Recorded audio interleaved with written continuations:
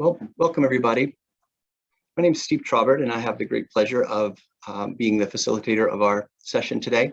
We're going to hear from Commissioner Christopher Piper regarding the protections to voting and administering accessible elections in Virginia. My role here today is pretty straightforward. I'm just going to introduce the commissioner. I'm going to try to monitor the chat for questions, which we're going to take at the end. If there are any technical issues, I will try to identify them and steer us to the right person to respond to them. So without any further ado, I'm going to make an introduction here and let the commissioner have the floor. Commissioner Christopher E. Chris Piper was appointed Commissioner of the Virginia Department of Elections in January of 2018 by Governor Ralph Northam after spending most of his career in elections and governmental ethics. He is currently a board member of the National Association of State Election Directors, Vice Chair of the Electronic Registration and Information Center, Chair of the Election Assistance Commission's Standards Board, and Advisory Board member of the Election Official Legal Defense Network, and a member of the Bipartisan Policy Center Election Task Force. And I'm going to try to go a little slower for our captioning team. After graduating with a bachelor's degree in political science from Virginia Commonwealth University, Chris began his career in elections and government ethics as a manager of a large trade association's federal PAC before leading the Virginia State Board of Elections Campaign Finance Division. He then served as a political compliance consultant for a multinational law firm. Sorry, my prompt keeps dropping off the screen here. Before he returned to the State Board of Elections to manage the Election Services Division. In 2014, Chris became the Commonwealth's first executive director of the Virginia Conflict of Interest and Ethics Advisory Council. Today, Chris leads the Department of Elections with a focus on election security and the uniform application of laws, regulations, and policies, and defending the integrity of the Commonwealth's elections at a time when the administration of elections in the country is under more scrutiny than ever before. So thank you very much for your time and energy today, Commissioner, and I'll turn the floor over to you. My mute button again. All right. Thank you, Steve, for the introduction. I can't tell everybody how excited I am to be here. I am going to share my screen here and get started. Let's see, get that going. All right, want to make sure, Steve, are you able to see it as we discussed with the presentation? Yes, sir. Great. All right, so I'm really excited to be here today to talk to you about how we protect your vote and how we administer accessible elections in Virginia. It's a great pleasure to be here. One of the things that we've focused on since my appointment is making elections accessible to everyone. That includes every individual who's eligible to be registered to vote in Virginia. We want to make sure that they have an equal and accessible opportunity to do so. So we already talked about me, so just won't go over that again, but I have a long history here in elections and governmental ethics. I'm really excited to be in this role. It's definitely a dream job and the opportunity to talk to you. So what are we going to do today? Today, we're going to focus on proving to you that elections are secure in Virginia and that widespread voter fraud does not exist. Now, that's one pillar.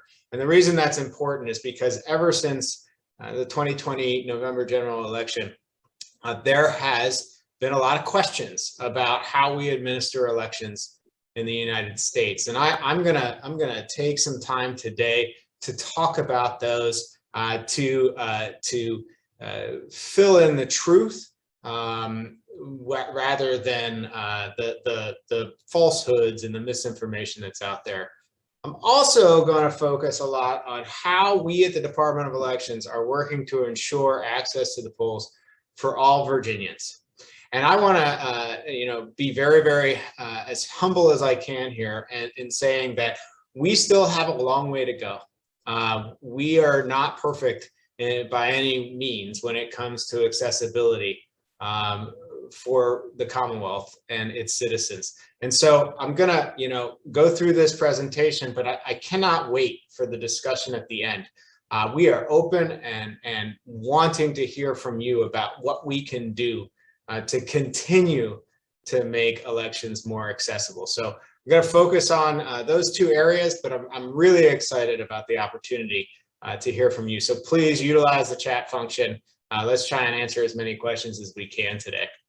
So, it would be, easy for me to point fingers right now. It would be really easy for me after the November 2020 election to say, it's your fault, this person's fault, this politician's fault, whatever, that we're in the kind of questioning period that we're in right now about the state of our elections in the country. But I'm one of those people that when you point a finger, there's three fingers pointing back at you. So let's talk about what happened. Back in the day, election officials were very, very content to fade into the background. If you were able to cast your ballot and you didn't notice all of the work that went into making sure that that election was successful, we were content with that. As long as we weren't in the paper, we did a great job. But nowadays, the problem is that lack of understanding, that lack of knowledge about how we do what we do is being filled in with false information, fake news, election fraud. And the fact of the matter is that now is our time to be louder, to fill in that lack of information, that lack of knowledge about what goes into putting on an election, how much work it takes to secure an election. We have to fill that in with truth. And that's what I'm going to try to do for you today. And then answer some of those questions that I'm sure every citizen has right now. So here's the thing. I've worked in elections for a long time. I think at every summer, I will go to a cookout and people will say, hey, what do you do? I say, well, I work in elections. I'll say, oh, so what do you guys do the other 3 years that there's not an election going on? And I, have to laugh and try not to get real angry. But I do explain that actually putting on an election is a year-round job. And it's even more so here in Virginia, because unlike many other states, we have an election, a major election every single November. And that means we also have a major primary every single year. So last year we had the presidential election. Obviously we have a gubernatorial election this year. Then we'll have a midterm congressional election and then the General Assembly election. So we are busy all the time preparing for an election, making changes after the lessons we've learned from an election. It's a constant job that we fall into every week. So I'm sorry, every year. So let's talk about quickly how elections actually work in this country, in Virginia, and at the local level. So around the country, there are two kinds of voting models for the most part. The most popular in most states have a Secretary of State. In most of those states, that Secretary of State is elected through a partisan process. That means that they're nominated by parties and then they're elected. They tend to oversee more than elections, although elections are the biggest, most visible part of their role, but they can be responsible for notaries and clerks, and even in some states, they are responsible for licensing businesses. Then there's the other model, which is a board and or commission. And these are typically, they could be independent agencies. They're appointed either by the governor or a combination of the governor and the legislature.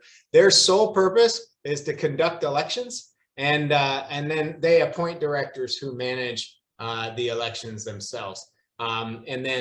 So those are two models that are out there. I'll talk about Virginia's model here in a minute, but let's talk about federal elections. So there is no oversight at the federal level of elections. There is not one entity that is telling us how to conduct an election. So there are a couple of things that the federal government and federal law does influence about what we do, but I want to be clear, each state is independently responsible for running elections at the state, local, and federal level. So let's talk about it. So there is the Election Assistance Commission. That is a federal independent organization or independent agency, but you can see just right there in their name, Assistance Commission. They don't have any oversight over what we do. They are there to assist us. They do, one of the major things that they do is if the federal government appropriates funds for states, they will administer those funds. They hand them out and then they audit us to make sure that we're spending those correctly. A lot of people have heard about the Federal Election Commission. That's actually better known as the FEC. Now, again, they are not really responsible for elections, but for campaign finance. And only at the federal level. They only, oversee federal election campaign finance. But there are three major laws that we are dealing with on a regular basis. Actually, there's four, and I'll talk about the other one in a minute, but let's talk about these three. The National Voter Registration Act, better known as the Motor Voter Bill. And this is when this law came into effect in the early 90s, and it required most states to coordinate with their DMV. So when you go to the DMV for certain transactions, you are asked if you want to register to vote. It also had provisions in there about list maintenance. Now, hold on to that term. I'll talk about list maintenance in a little bit, but that was a major piece of that particular legislation as well. Then, after Bush versus Gore and the election of 2000, Congress passed the Help America Vote Act, which we often refer to as HAVA. This provided additional funding for states to implement and modernize their election system. So that's when we started seeing touchscreen machines, voting machines. It also required a central voter registration database. I'm going to talk about that a little bit, but I do want to talk about the fact that it required every state to have a central voter registration database.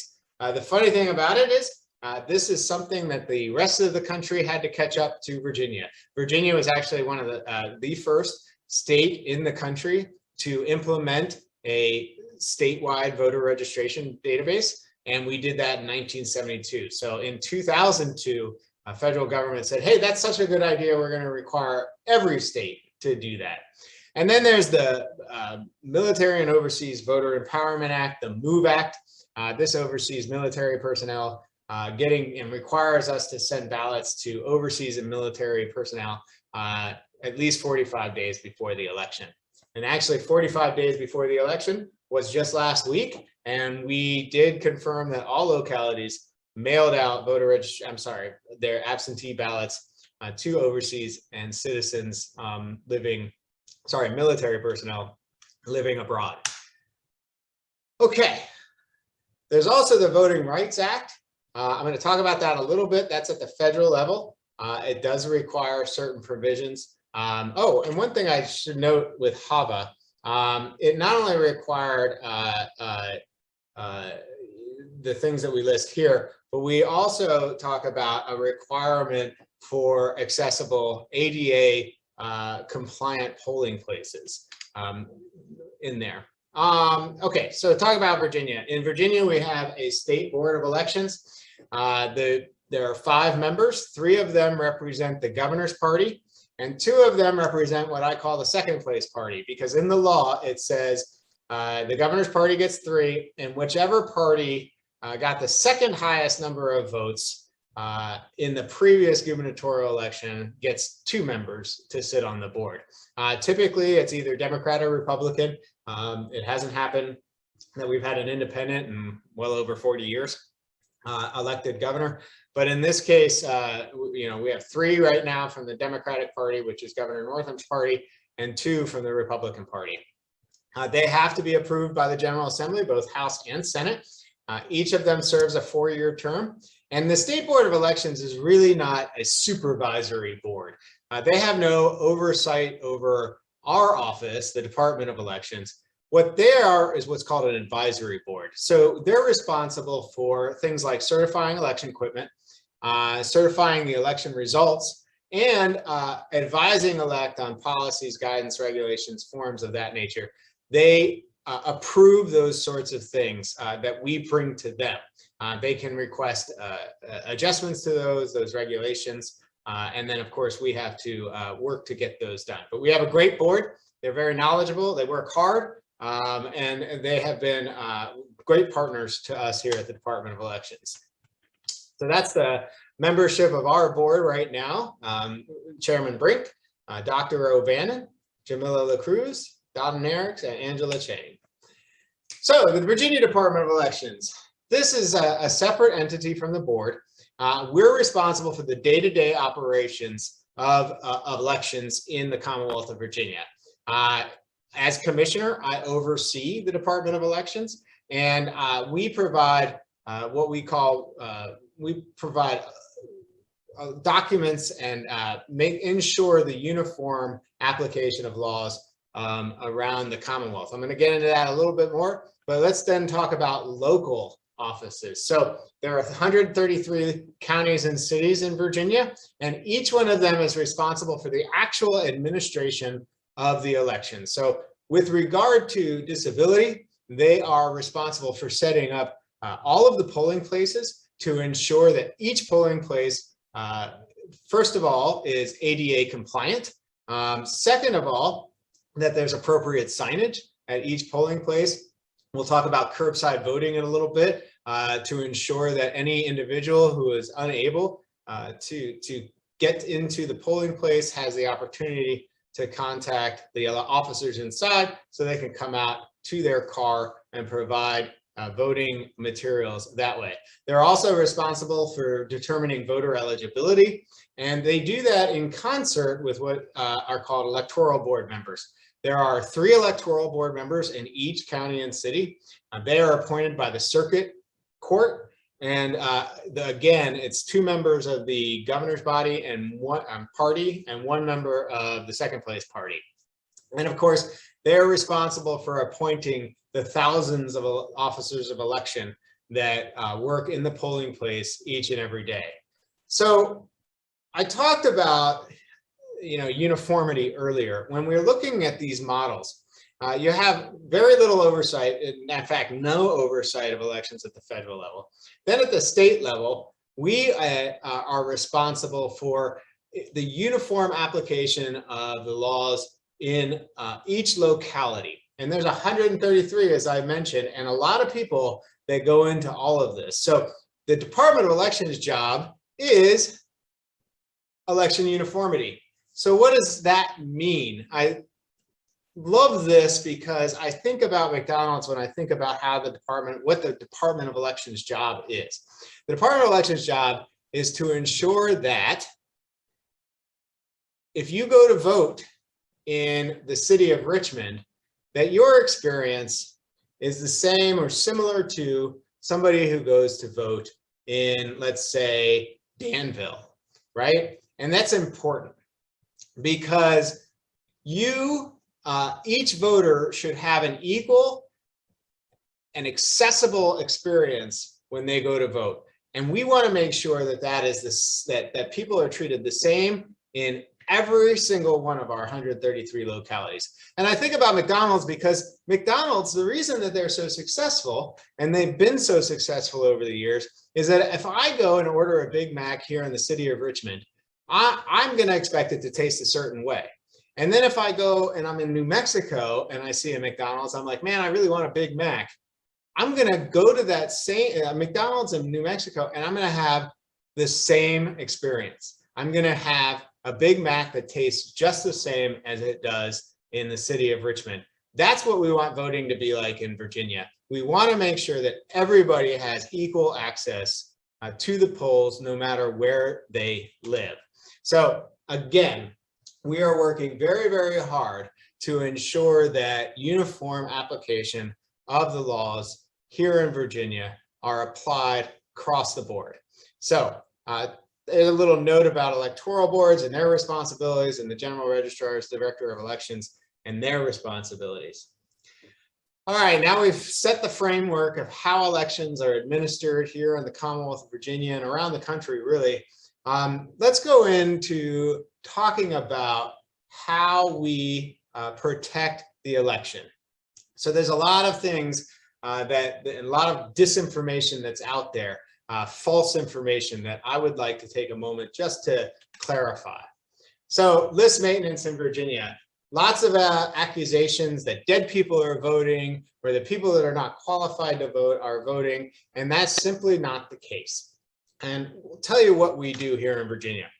So I mentioned the National Voter Registration Act, and that was NVRA, or the Motor Voter Bill, passed in the 1990s. It required list maintenance work to be done. Well, so first of all, Virginia maintains our voter registration list through a variety of processes. First is a confirmation mailing. So confirmation mailing is probably the biggest thing that we do with regard to list maintenance. But if we get information from the United States Postal Service that you may have moved, we will initiate what's called a confirmation mailing. So this can come from the National Change of Address database. If you've ever moved, you've notified the United States Postal Service because you want your mail to get forwarded, right? So they actually have a database. We get information from that database that tells us, hey, so-and-so has moved from the location they were previously registered at, or at least they told the post office that they moved. So, or we can send a letter. Registrars will send letters for various reasons. If it comes back undeliverable, that is a notice to us that that particular voter may have moved. So instead of just saying, oh, look, they moved, we're going to throw them off the list. Nope, that's not how it works. What we do is we go through a confirmation process. We send out a letter forwarded to the new address that says, hey, we have information that says you may have moved. If you have moved, check this box, send this back to us free of charge, let us know. We get that back, we take them off the list. We have confirmation from the voter that they have moved and they no longer wish to be registered in Virginia, or they want to update their address to a new address in Virginia. The second thing that they could do is they could get that list and they could say, no, I haven't moved. I just wanted my mail forwarded for 5 months while I was doing the special project. And they send it back and say, no, I haven't moved. Please keep me on the list. And that's what we do. Everything's fine. The third thing that could happen is it could go unanswered. We could send it out and it never comes back. At that point, if it's been 30 days since we mailed it and we didn't get the postcard back, we will say, okay, they're on an inactive status. And what that means is that they're inactive, but if they show up to vote, then we will ask them to sign an affirmation, a confirmation that they haven't moved, and then they can cast their regular ballot just like they would any other time. But if they don't show up for 2 successive federal general elections, at that point, we say, okay, they haven't shown up for the last 2 federal general elections, so that's at least a 2-year period that goes by. All right, we have enough information now to believe that they have in fact moved, so we will take them off the list. And so they will be canceled at that point. But that is a very thorough process that we go through before somebody's taken off the list to ensure that the lists are accurate. Secondly, we work with a number of other states through a program called ERIC, the Electronic Registration Information Center. We share our voter registration list as well as our DMV lists with other states. So in case maybe somewhere along the line we didn't catch them from the post office, if they registered their new address at a DMV in another state, we will get that information and that will add them to the confirmation mailing. Or we'll see that they're registered in another state. We'll again run through the confirmation process to ensure that we have the information up to date. Also, if you're convicted of a felony in Virginia, you are removed from the voter registration list. So we work with the Virginia State Police, and we also work with the IRS and the Master Death File, as well as the Bureau of Vital Statistics. So we have information coming in on a monthly basis of all individuals who have unfortunately passed away, and we will compare that with our list and remove any individuals who have passed away. So you can be certain that our list maintenance activities are top notch. In fact, we're recognized nationally for our list maintenance activities across the country. As you can see, there's a lot that goes in and a lot of communication that we work with various agencies. I just skimmed to the top of all that we do, but we work with a lot of different agencies to ensure the accuracy of our list. All right, so we've talked about voting models, we've talked about election uniformity, now we've talked about list maintenance. Well, what's the other thing that people are saying? Oh, the machines, they get hacked. Anybody can go in there and change the count. It's so dangerous. That's simply untrue, and I'll explain why. First of all, we have in Virginia the strictest machine certification standards in the country. The strictest, and I'm not lying, it's not even close. Voting machine companies first have to be certified at the federal level by the EAC before they can even be tested and certified in Virginia.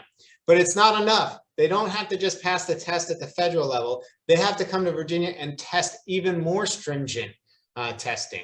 We require more information about where the machine comes from, how it's programmed, all of that sort of information to ensure that they are available to be used and safe to be used here in Virginia. The most important thing that we do in Virginia, we require that every voting machine and every vote cast in Virginia be done on what a voter verified paper ballot.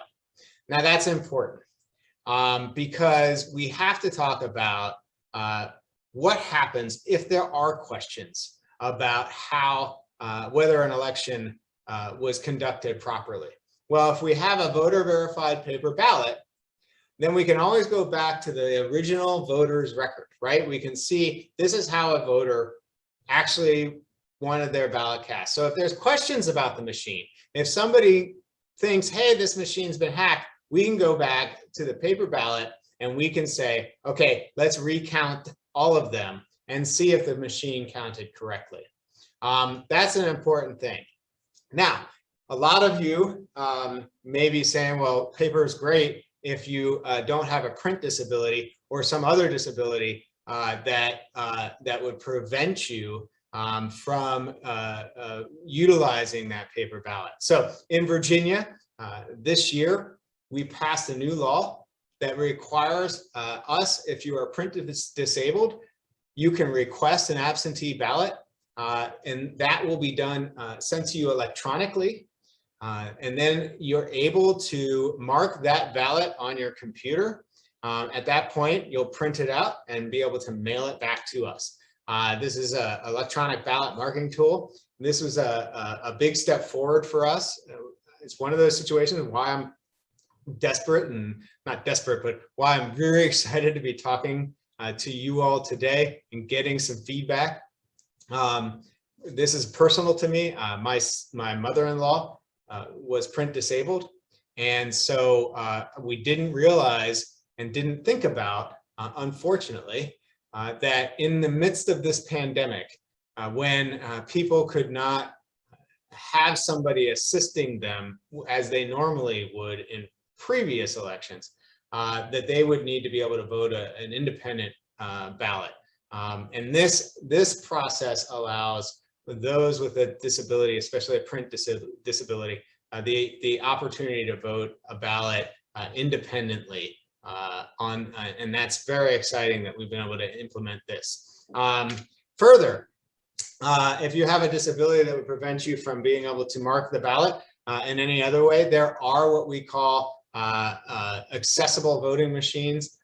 They're called ballot marking devices in every single polling place at the registrar's office, as well as at the polling places and satellite locations. A ballot marking device is gives everybody the opportunity to mark it on mark the ballot on a screen, and then it prints out the ballot for the individual. So if they're unable to utilize the paper, this is another option for them to be able to mark a ballot in an independent manner.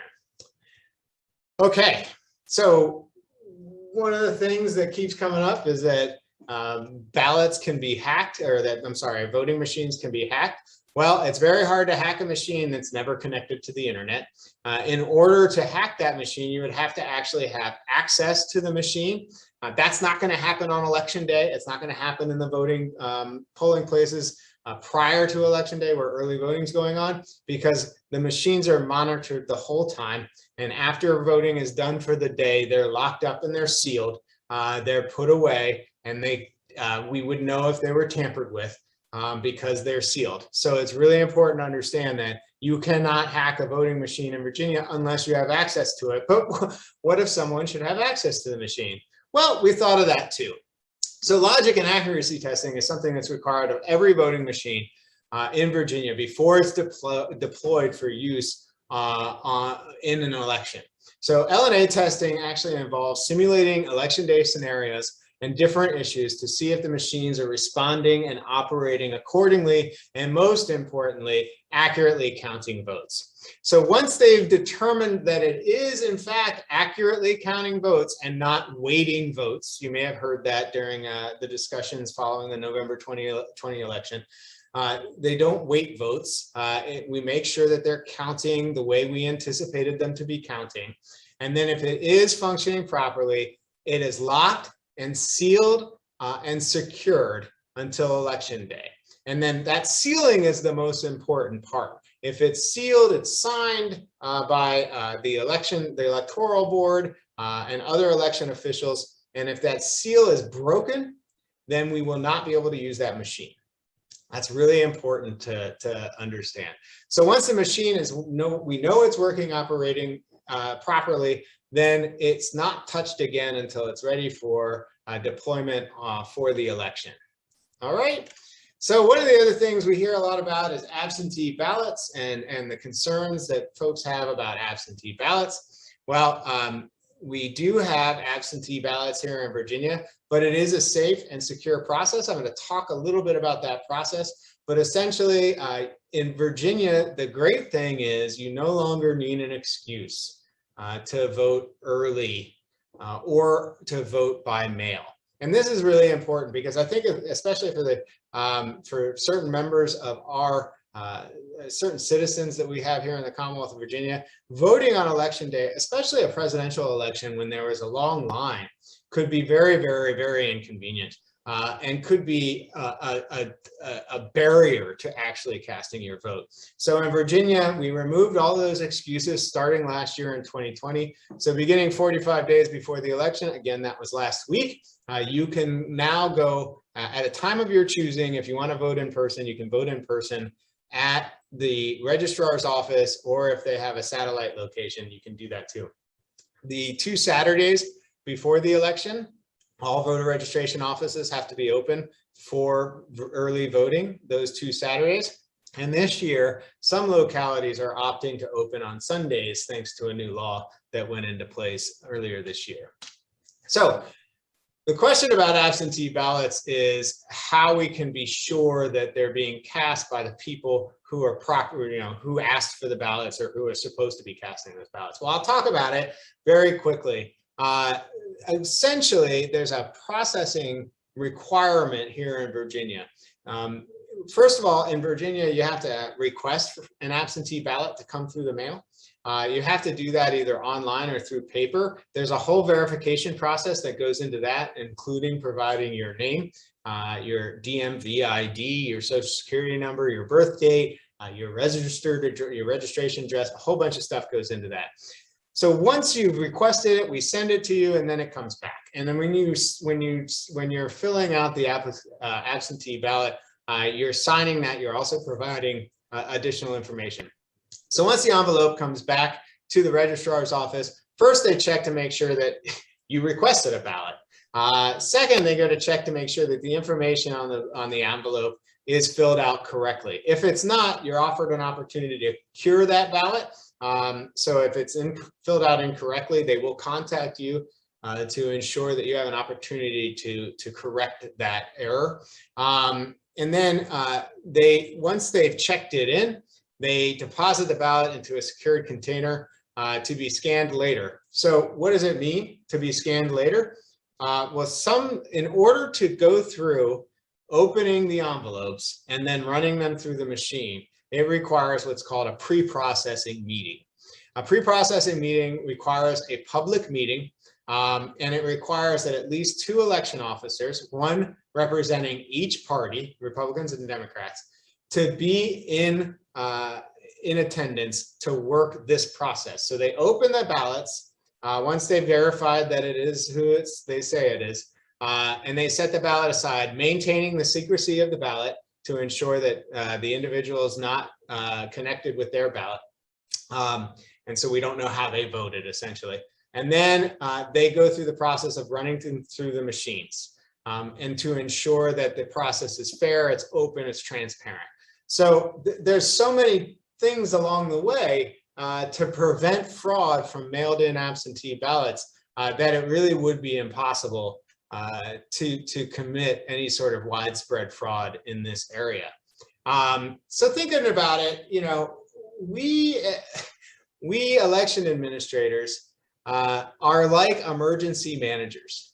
And if you know any emergency managers, their job is not just dealing with emergencies. It's not like us. I mean, people think all we do is come in around election time and conduct an election and then we go home.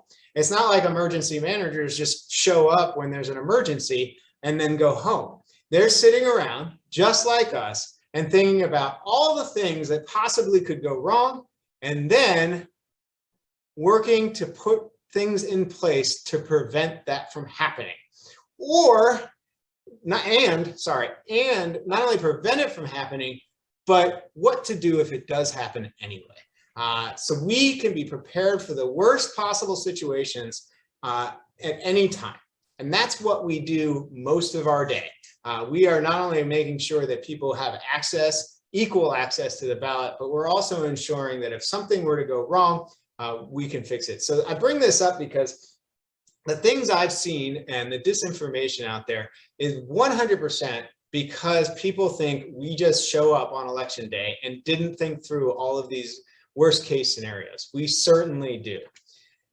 The other point I want to make is that your elections, remember I said there are thousands of officers of election conducting the election every day. It's not paid political hacks that are conducting elections. It's your friends. It's your neighbors. It's the people you see at church, walking down the street with their dog. It's the ones you see in the grocery store.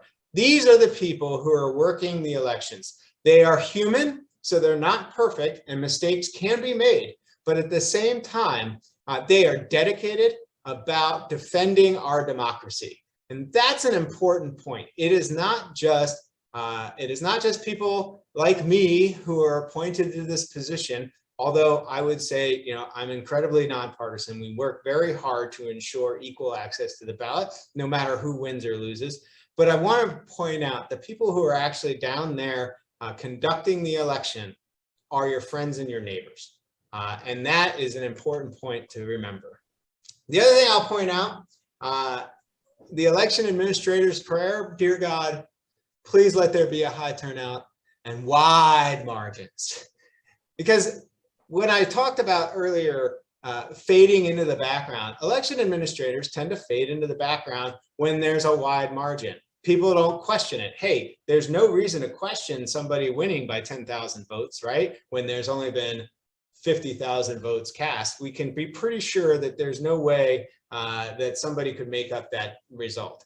But the thing is, when things are close, that's when people start paying attention. But I'm going to say it doesn't matter if it's wide margin or 2 votes between the 2 candidates. The point is, election night results are unofficial. Okay, so at the end of the night, you got to think about this. Election officers get there at 5 in the morning. They work until 7 o'clock at night. That's when the polls close. But that's when they start doing the real work of checking the results. They're pulling tapes from the machines. They're doing addition and subtraction. And I don't know about you, but if I have been working for more than 13 hours, when I start doing math, things are going to get a little hard. And so that's okay. Most of the time we get it right, but sometimes there are errors. And that's why we have a whole process that goes on counting the votes after the election. So mistakes will happen, but we have a 7-day canvass. This is when the electoral board and the general registrar get together, they meet and they check the results that were sent in from each polling place. They're checking, they're rechecking, they're triple checking, sometimes they're quadruple checking, and they will find errors. That's why election night results are unofficial, because there can be errors, and that's why we have a process to double check and correct those errors. So within 7 days of the election, the locality has to certify their election at the local level. They then send those results up here to the Department of Elections, where we do a double check and a triple check and sometimes a quadruple check. And then, and only then, when we are certain that the total votes counted are correct in the way that the voters voted, then we will send up the election results to the State Board of Elections for final certification. This whole process is public and very transparent, okay? The whole process. So the canvass of votes is done in public meetings. There are representatives from parties and campaigns that attend these things to ensure that the process is done in a transparent manner. This isn't done behind closed doors where nobody is paying attention. You saw in 2020, we even had in a lot of states cameras so that people who couldn't be there because of COVID restrictions could still watch the process remotely. All right, so I promised a lot more talk about accessible voting. I appreciate you listening. I hope that as I've talked about today, some of the misinformation out there, that you get a better, clearer understanding of what we're doing in Virginia to protect your vote. But just as important, let's ensure that we are equal and accessible. So let me talk about what we've done here in Virginia. We are committed to diversity, equity, and inclusion. And it's been demonstrated by the commitment of the governor's office of diversity, equity, and inclusion. The governor appointed a diversity officer, and that's a cabinet level position. And we are all working toward a One Virginia model. This is a mandate that ensures we develop a strategic plan focusing on how best to implement strategies to encourage diversity and inclusion in the workplace. One of the ways we've done that is not just through accessible election equipment, but we are also working to expand the information that we provide into additional languages. And that includes our voter pocket guide. All of these are available electronically as well. So if you have a print disability, you can read these on your devices. But these are available now in Korean, Vietnamese, and Spanish. We also talk about, as I mentioned, the voter rights legislation. So VRA, this is a landmark bill that guarantees the right to vote for all. The National Voter Registration Act. It requires voter registration be easy and that there are no unnecessary barriers to the voting process. And that we also offer voter registration as a result of NVRA at public assistance agencies that offer services to the disabled. So we provide that as well. The Help America Vote Act, again, modernized elections, touchscreen machines, which we don't use anymore, but we still did. As a result of that, we were able to come up with these ballot marking devices, and those are what we use here in Virginia. And it also requires that we do have accessible accessible polling places at the elections. One thing that I don't have in here is the Virginia Voting Rights Act. The Virginia Voting Rights Act further guarantees that all elections here in the Commonwealth of Virginia will be accessible to all citizens, and they ensure that we do not place any barriers in our law or regulations or policies that would prohibit an individual from being able to cast a ballot here in Virginia. So what do we have again regarding election accessibility? Any person, regardless of their disability status, has the right to register to vote at any office or agency that provides such a service. We have absentee by mail, mentioned the electronic ballot utilizing marking tool, ballot marking tool available for our print disabled citizens. You can vote absentee in person. Of course, curbside voting is available. We have the ballot marking devices. And then again, in polling places, we're required to meet federal, state accessibility standards. That means accessible parking spaces, curbside, signs showing an accessible entrance and route into the building, accessible voting booth with chairs, seating available for voters waiting to vote, sufficient space for voters in wheelchairs, notepads available to communicate in writing if needed, and a magnifier is required in every elections polling place. We focus a lot talking to our registrars about ensuring appropriate signage so that if you are needing assistance, that you have the information necessary to get that assistance. So we are working closely with them to make sure that that's applied at every single polling place. If you ever encounter a situation where you go to a polling place and the signage is not appropriate for your needs, please, please, please feel free to contact the Department of Elections. You can go to our website and you can submit a complaint there. It's at vote.virginia spelled out .gov. That's vote.virginia.gov. You can do that online, or you can contact us via telephone. We also have TTY available, as you can see on this screen. You can also email us at the general inquiry box. That is a great place to jump in and submit those questions or concerns. But here's where I'm going to stop talking so much, because what I'm really curious about, first of all, I thank you for having me here, for joining in to this discussion.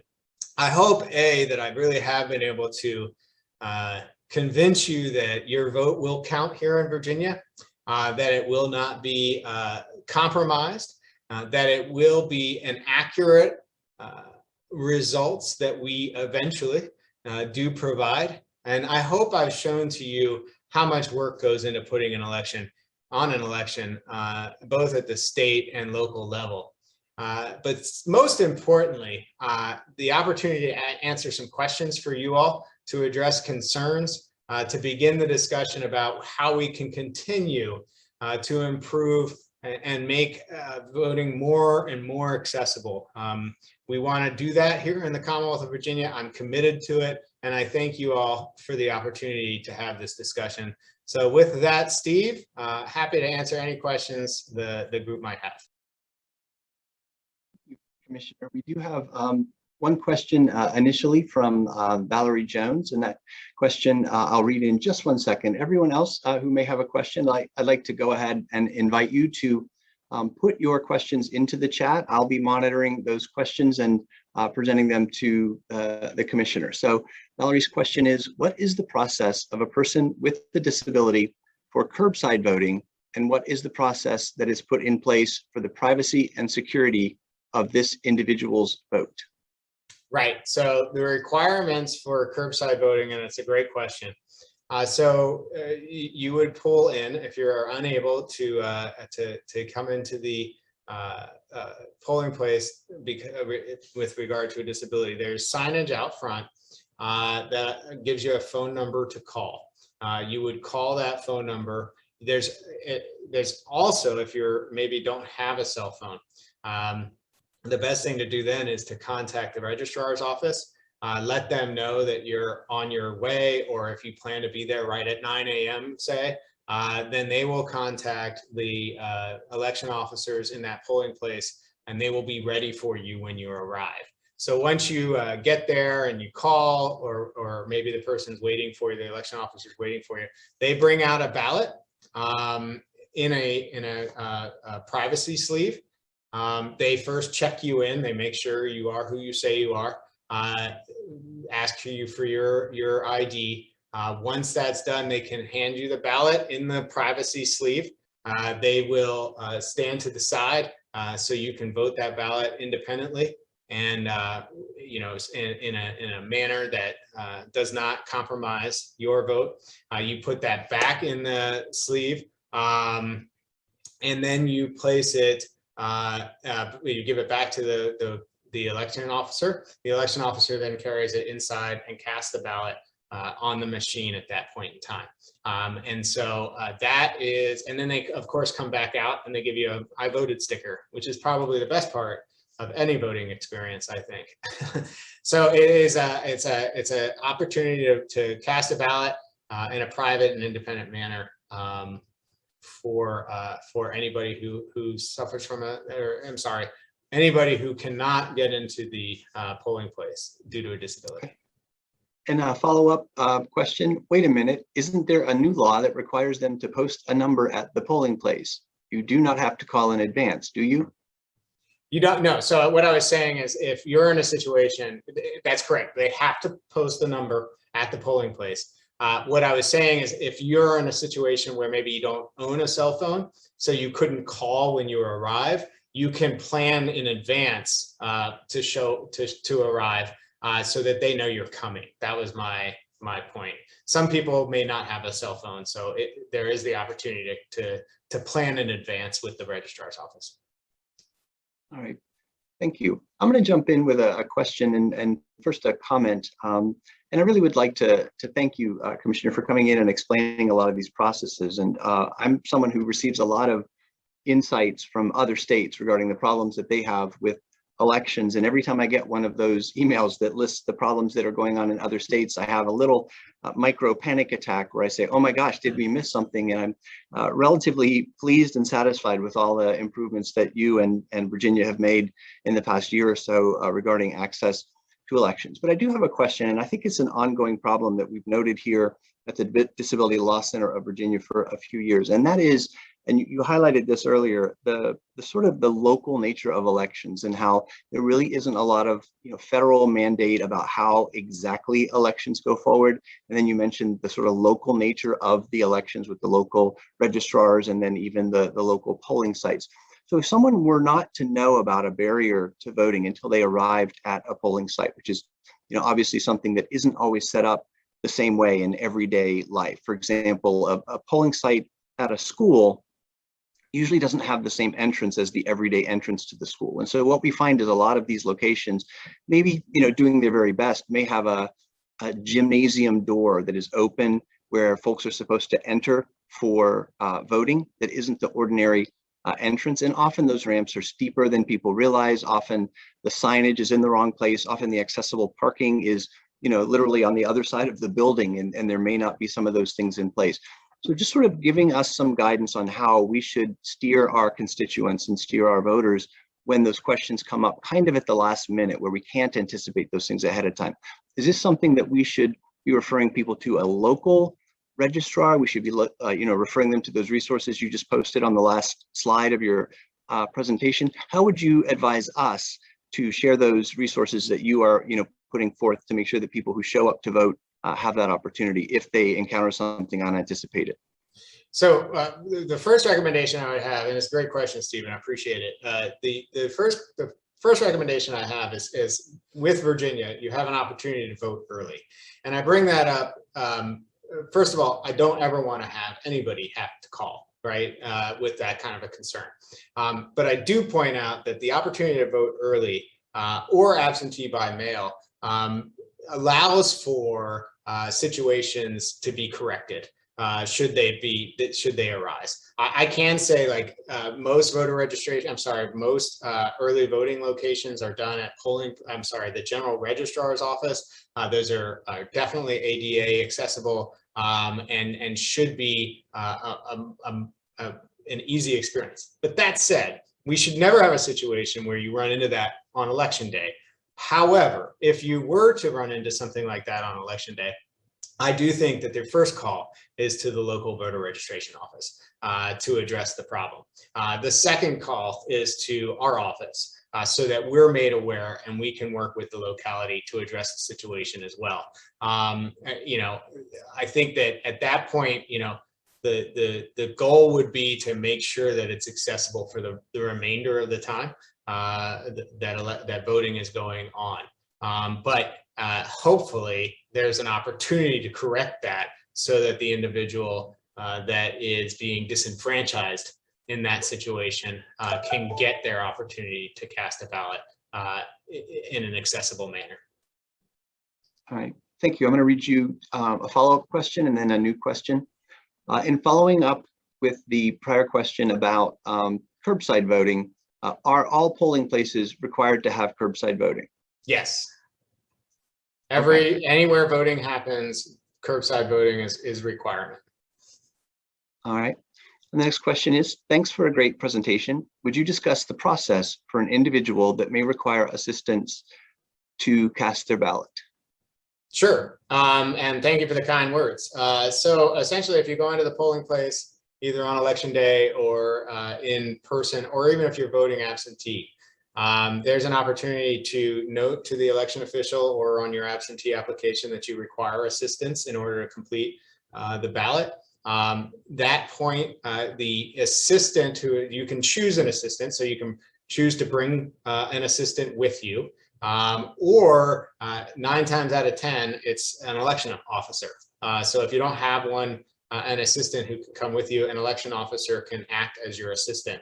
At that point, the assistant signs a form noting that they're going to let you do, they're going to assist you, but that they're not going to influence you in any way. It's just simple, just checking the box kind of a thing, making sure that everybody is up to the good things. They sign that form, then they assist you in marking that ballot.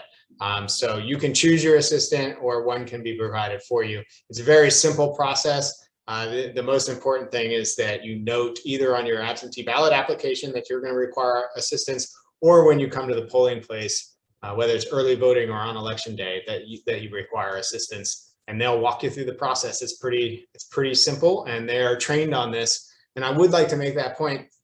I had we presented to another disability group last week, and I wanted to make the point that we do a lot of training for the election officers on how to assist with the disabled community to ensure curbside voting, assistance needed, and any other situations that may occur. That's a big focus for our election officer training. Thank you very much. I'll read you the next question.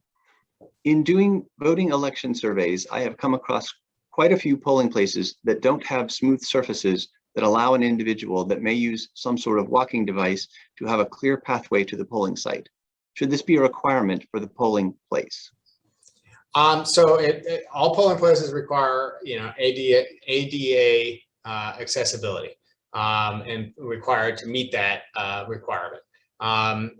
When it comes to that sort of thing, and off the top of my head, I'd have to go into the law and take a closer look, and somebody might note that. What I can say is that's an opportunity to note to the local registrar that perhaps this is an unsafe entryway for certain members of the voting population. And that's important for them to be aware of. And maybe they can work with the facility to adjust so that they can make a smoother surface or pathway. One thing I do note, and going back to your question, Steve, and it follows with this question, it is not an easy process for local offices to find places that are willing to open up to polling places on election day. And so, sometimes they're struggling to find the right place.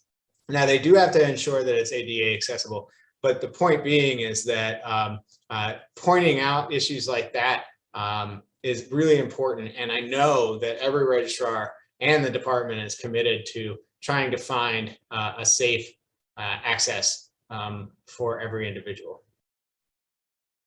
All right, thank you. Participants, we have about 5 minutes or so remaining. If anyone has an additional question or comment for the commissioner, and commissioner, if you have any parting words you'd like to share with us as we wrap up our session today.